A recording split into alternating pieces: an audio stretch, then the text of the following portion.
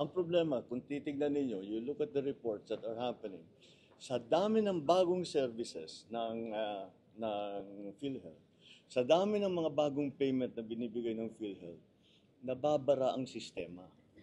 You can see there are in the provinces, merong mga tao nag-aantay buong araw yung pilat 200 tao.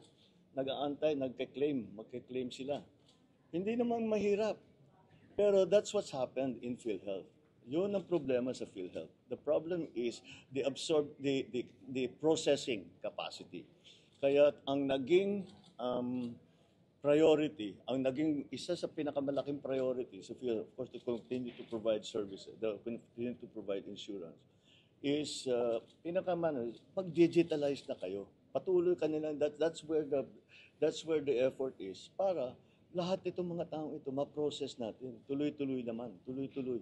Tuloy pa rin ang insurance, tuloy pa rin ang bayaran ng claim. And at the same time, mabilis makuha ng tao yung kanilang insurance claim.